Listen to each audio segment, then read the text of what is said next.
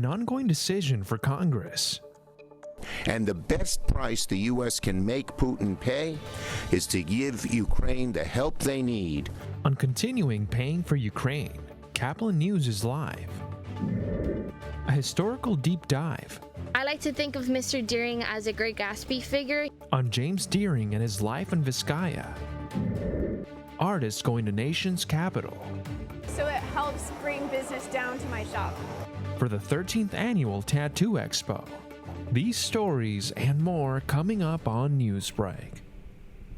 Hello, South Florida. I'm Valentina Gaspari. I'm Aisha Ambrister. Today is Tuesday, February 20th, 2024. Live from the Lee Caplin School of Journalism and Media in North Miami, this is Caplin News. The House of Representatives is on the clock this morning with a bill to fund Ukraine's war effort against Russia hanging in the balance. Ukraine's president is pushing for the U.S. to send them, but of representatives is in recess until February 28th. President Biden calls their 2-week vacation, quote, outrageous. Kaplan D.C. Bureau reporter Sofia Bolivar is live outside the Capitol this morning with more on the foreign aid bill. Good morning, Sofia. The Senate passed a $95 billion foreign aid bill last week that would aid Ukraine with $60 billion. Ukrainian President Zelensky is pushing for Congress to pass this bill, which he calls vital. Following the death of Russian opposition leader Alexei Navalny, Senate Majority Leader Chuck Schumer insisted for the passing of the bill on Sunday.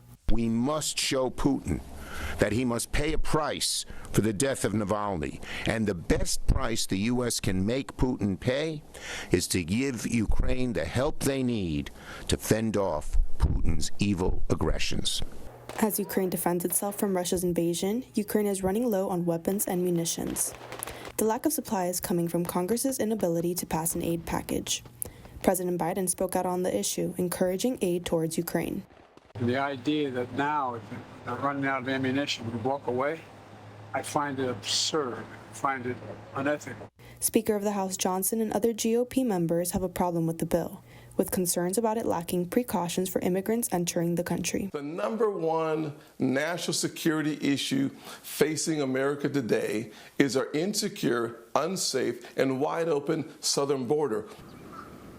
Johnson said that he would like to meet with President Biden to discuss this bill. Yesterday, Biden said he was willing to do so. Reporting for Caplin News in Washington, D.C., I'm Sofia Bolivar.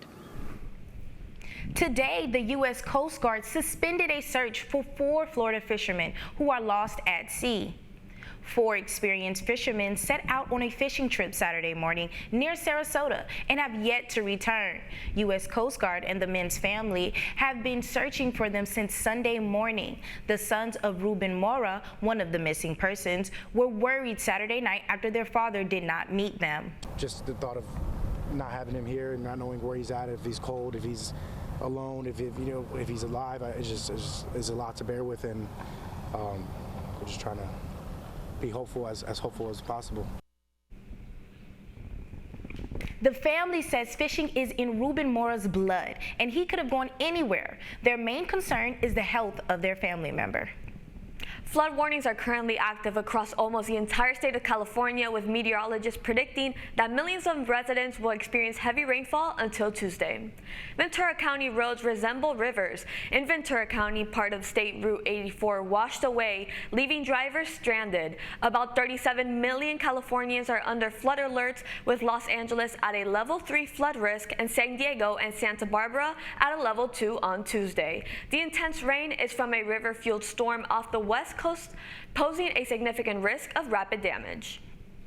2 of the largest credit card companies are merging this morning to give their clients the benefit of having one card under Capital One. Capital One has announced it is buying Discover Financial Services. The all-stock deal is worth $35.3 billion. The deal combines 2 of the largest credit card companies in the United States. Capital One has a market value of more than $52 billion. Discover's is a $28 billion. If approved, the merger would be one of the biggest mergers this year. We're all for art this morning. The annual art show weekend wrapped up last night. And as Kaplan's Virginia Tijerino reports, the 3-day event saw one of its days get cut short. Step into a world of art. Here this weekend, so many people of South Florida are coming out to celebrate 60 years of the Coconut Grove Arts Festival. Come and get it. It's 8 o'clock somewhere. One of the most distinguished outdoor festivals in the country. This year, even harder to make the cut than previous years. 1,100 artists from all over the world tried to get into this festival, with only 285 making it in. So the Coconut Grove Arts Festival is actually the first place we ever sold art. We, as high school students with New World School of the Arts, so coming back as full-fledged artists means the world to us. It feels like we've come full circle. It all started in 1963 by the late Charlie Simonon, who passed away in 2016. Now, 61 years later, the Coconut Grove Arts Festival welcomes over 100,000 attendees. Art lovers enjoy delicious food vendors, drinks, music, and many other things. Love it. It's definitely not what I expected. There's definitely all kinds of different art. There's glass, there's wood, there's painting, there's sculpture. This art experience has been amazing. Make sure you come next year to check it out. I'm Virginia Tijerino reporting for Caplin News. Miami's past and present comes together in a Coconut Grove cultural hub that serves as the bridge between time. Caplin News reporter Daniela Zuleta takes us inside the gardens of Vizcaya. In Miami, landmarks that hold a lot of history and culture are now being known as a cultural hub. What is now known as the Vizcaya Museum and Garden City was once known as the estate of businessman James Deering. Deering owned 4 properties by the time he was 55, with Vizcaya being the last one he built from 1914 to 1922. There were only 3 ways in getting to Vizcaya, and that was by boat, car, and train. I like to think of Mr. Deering as a Great Gatsby figure. He never married. This house was really about entertainment and bringing friends over and having a good time. So we used to have a bowling alley, a billiards room, we used to play movies, and there are many secret little places out in the gardens that folks would be able to enjoy and hang out. Although prohibition was happening here in Miami, which in 1913, and Deering comes to Vizcaya in 1916 until 1925. He was having drinks illegally smuggled, and all guests here at Vizcaya of age were able to enjoy drinking and having parties, even though the rest of the nation couldn't at that time. Vizcaya was about 180 acres, but in the early 1940s, Barbara and Marion Deering, who inherited the household, sold off 130 of the acres, so now only 50 acres remain of the estate. The residence contains a villa, an extensive Italian Renaissance garden, recreational amenities, expansive lagoon gardens, grazing fields, and a village service compound. This $1 billion property continues to attract visitors from all over the world. The landmark is spotlighted so that future generations can enjoy the enchantment and history of the villa in Coconut Grove. For Caplin News, I'm Daniela Zuleta. Representatives from the Sunshine State are among hundreds that are visiting the Washington, D.C. area for a huge tattoo expo. D.C. Bureau reporter Pablo Hernandez inked the following story. Fans from all over the nation is here in the DMV as the 13th annual D.C. Tattoo Expo is back in town. Artists from all over the world have come to showcase their art for the fans to see. There were 50+ tattoo artists participating in the expo, with several of them being from South Florida. So I've been attending the DC Tattoo Expo since 2015. So this is a regular convention for me. It's always a great opportunity to come up here because the DC Tattoo Expo is always busy and I always gain new clientele, and it's a great place for me to market my business in the Keys because a lot of people from up here come down there on vacation, so it helps bring business down to my shop. Not only does this expo bring in exposure for artists' businesses, but it's also a way for artists to learn and improve at their craft. Tattoo artist Andres Jaramillo is Colombian and lives in Orlando. He came to the expo precisely to learn and see how he could get better. He's been a tattoo artist for 10 years and sees the country's growing Hispanic community as a great market for him. The tattoo Latino community here in the United States continues to grow. Many Latino artists are migrating to the United States in order to work. I feel like Americans have accepted us very kindly and loves our art styles. Fans throughout the expo could have booked appointments with artists, interacted with them just to get to know them, and much more. The fans that missed out on this year's DC Tattoo Expo are going to have to wait until early 2025 for the next one. Reporting from Washington, D.C. for Caplin News, this is Pablo Hernandez. Fans of one of Florida's biggest annual sporting events agree. This time, it was worth the wait. That's still ahead, and so is the story. I've heard people say that I didn't want to play for political reasons and many other reasons that are totally untrue. A message from Messi as the Inter Miami star tries to smooth things over with a nation of angry fans. Newsbreak will be back in 2 minutes.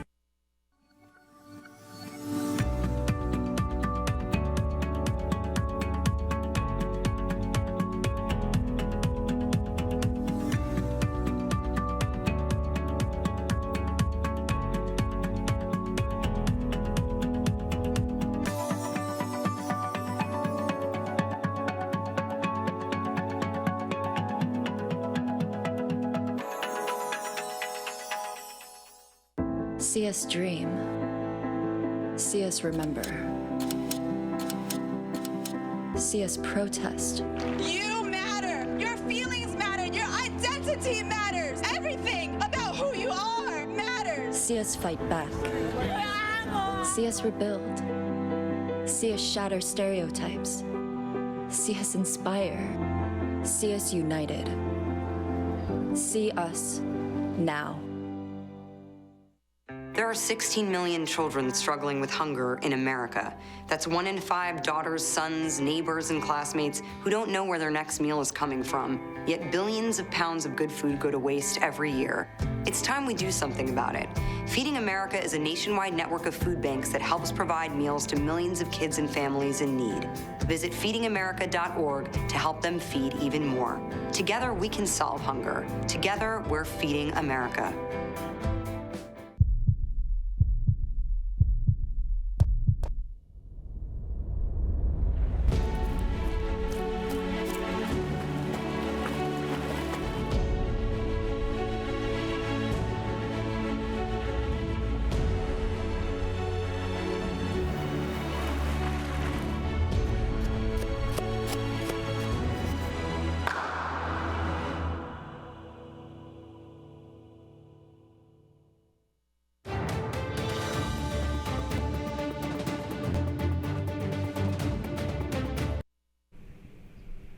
Half a world away this morning, there are mixed reactions to a video message from Inter Miami CF star Lionel Messi.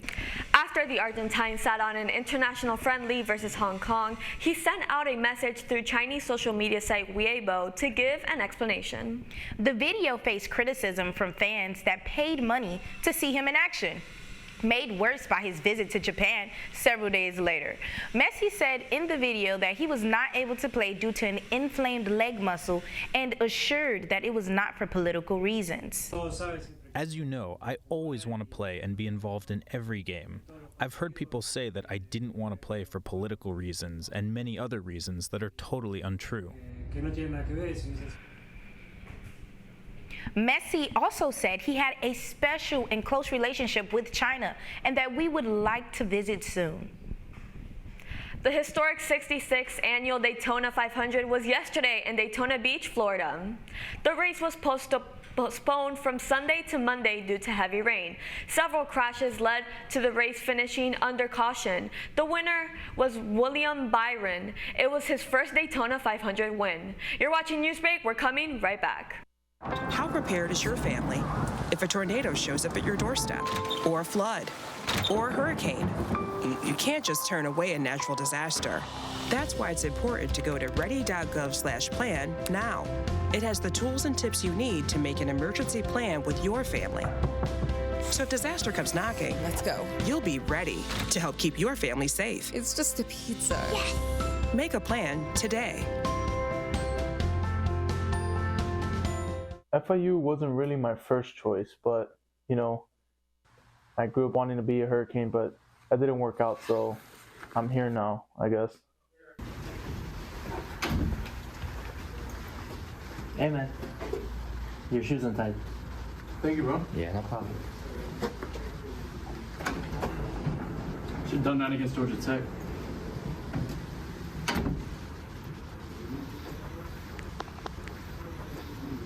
Jordan knows he shouldn't eat this entire bowl of nachos, but tonight he's earned that right because a few hours ago in the middle of happy hour, he recognized a sign, not from the gods or a bolt of lightning, but from a double heart, a kissy face, and a fourth ha in ha ha ha.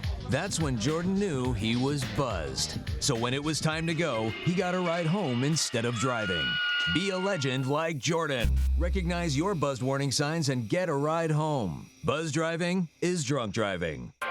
I help our fellows design their paths as creative entrepreneurs. My experiences serving startups, creative businesses, and cultural organizations, and my journey as a queer mixed immigrant with Haitian and Arabic roots, inform the co-creative environment we foster at Radcliffe. We leverage our collective diversity to encourage the building of lifelong personal learning networks and mindsets that stimulate continuous innovation.